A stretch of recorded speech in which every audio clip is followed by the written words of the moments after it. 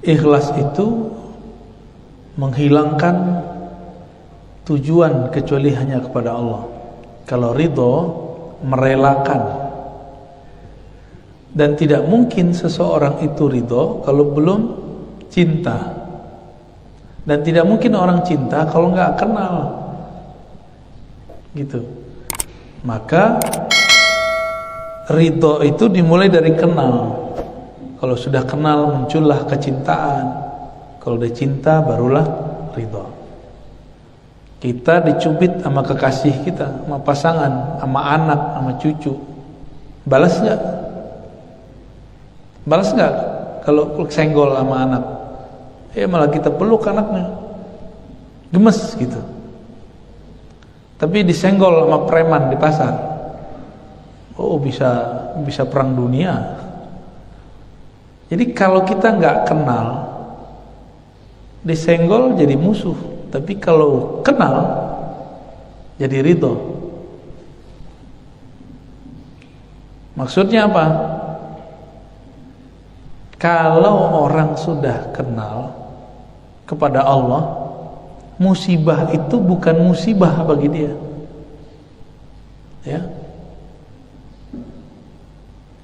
Gitu ya. Kalau orang sudah kenal, musibah itu bukanlah musibah.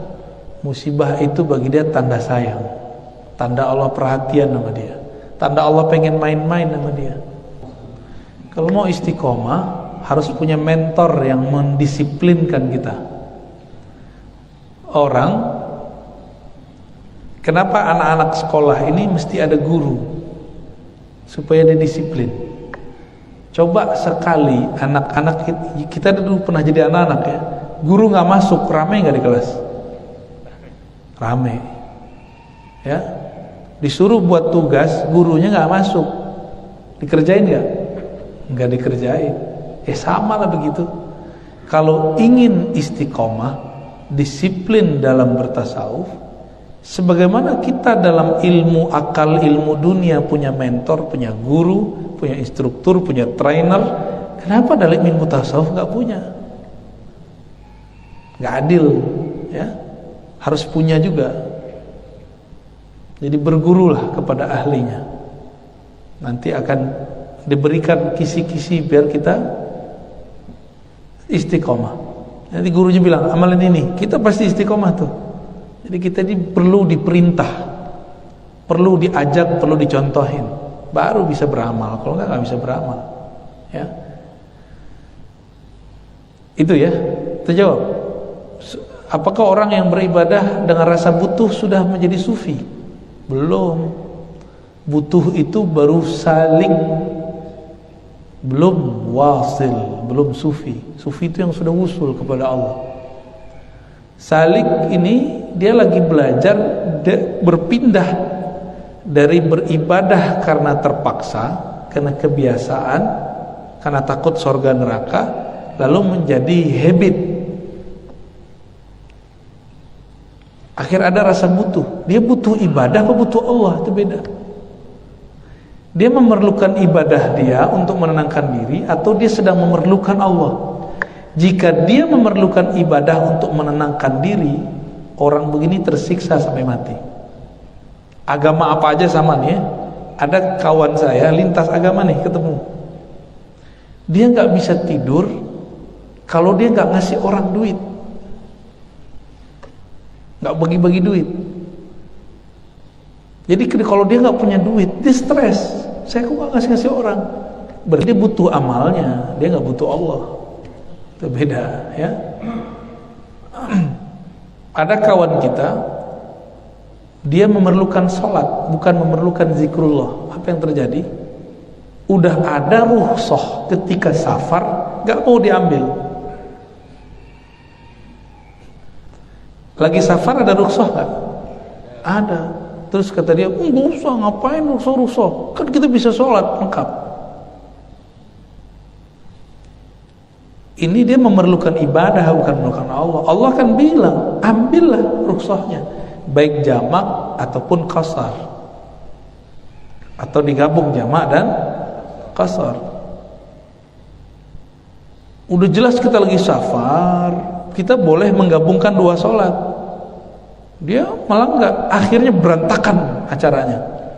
Pas jam sholat dia kemudian masuk lagi ke masjid. Bagus sih, secara zahir soleh, secara zahir. Tapi ingat, soleh itu bahasa Arab, artinya bukan orang yang suka ibadah. Soleh itu orang yang beramal sesuai dengan kondisi. Amila salihan, yang beramal dengan kondisi yang relevan, baru disebut soleh.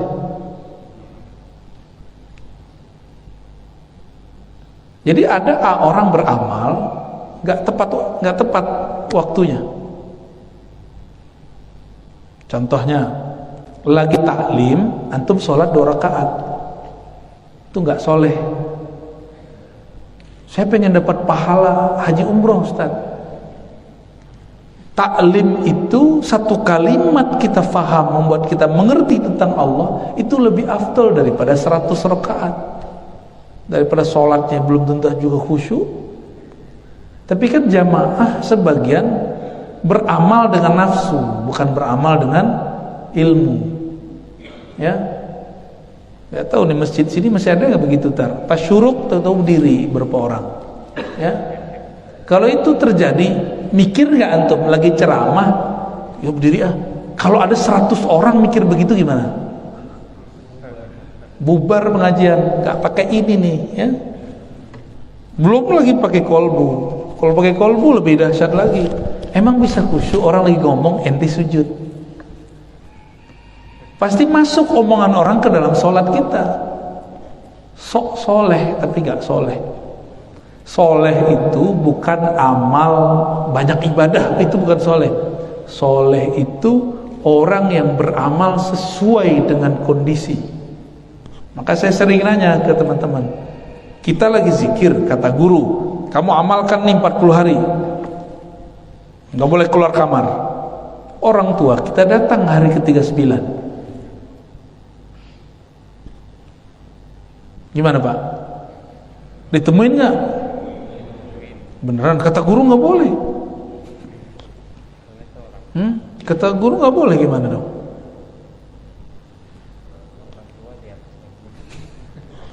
Gimana? Jangan bilang orang tua di atas guru, di bawah guru. Enggak, bukan itu. Silaturahmi terbesar siapa? Allah berwasiat agar kita ihsan kepada orang tua. Itu lebih kenceng tuh perintahnya daripada zikir. Cuma ini orang beribadah dengan nafsunya. Karena ibadah pakai nafsu, dianggap ini yang soleh itu begini. Ibadah kalau lagi gak ada kegiatan, kita berkhalwat, nyepi di rumah, di kamar, zikir. Kalau lagi ada tamu, maka ibadah zikirnya bukan megang tasbih. Zikir saat ada tamu, menghormati tamu.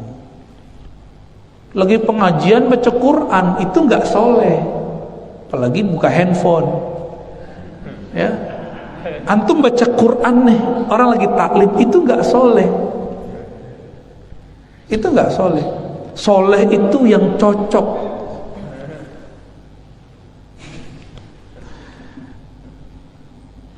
Ini banyak yang tersinggung ya? Alhamdulillah ya. Jadi tolong diterjemahin lagi. Jadi amal soleh artinya apa? Amal yang cocok dengan kondisinya. Itulah maksud semua manusia merugi illal ladzina amanu wa amilus shalihat. Semua orang rugi karena mereka beramal tidak sesuai dengan kondisi. Lagi sholat mikirin dunia. Jadi dia lagi sholat tapi dunia dibawa. Adil gak? Pas dia lagi di dunia dia gak bawa sholat, tuh gak soleh, gak bisa menyelaraskan pikiran. Inilah yang membuat kita kemudian wajib menurut saya belajar tasawuf. Ya, jadi belajar tasawuf itu bukan sunat Pak, wajib. Untuk merasakan kita ini beribadah nikmat, wajib kan? Jadi tasawuf itu cara menikmati ibadah. Dan kalau hidup ini nggak nikmat, ngapain dipertahankan? Kalau ibadah nggak nikmat, makanya ada orang murtad atau ada orang munafik, ya.